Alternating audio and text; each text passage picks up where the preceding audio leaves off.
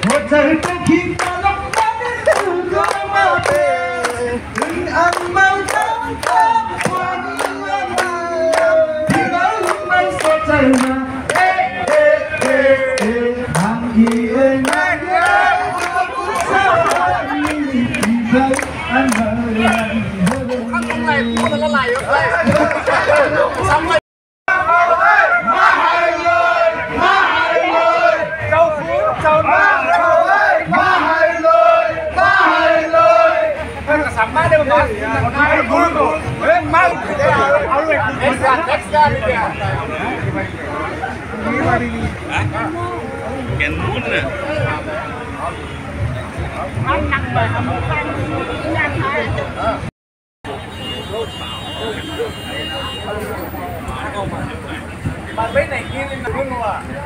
Bà mau bằng sao cầu ơi má ơi rồi má ơi rồi sáng của mau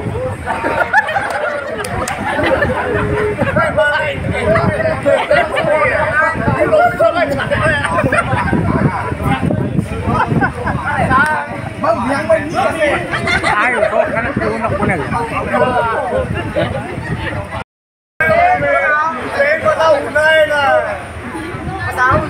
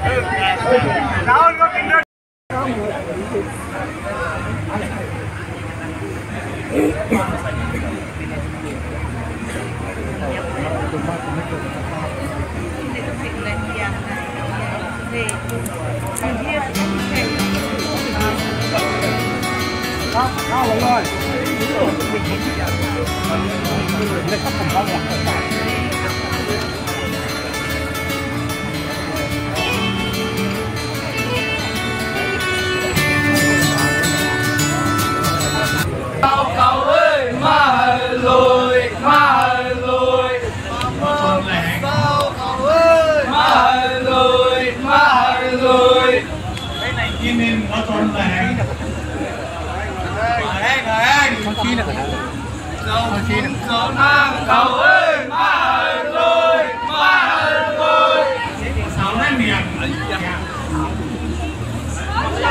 này ơi má ơi rồi má ơi rồi cầu ơi má ơi rồi má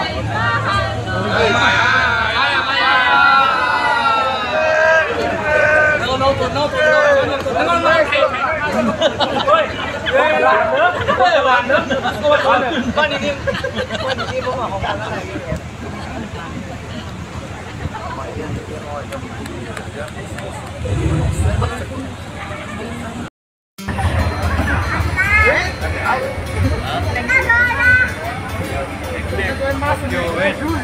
cái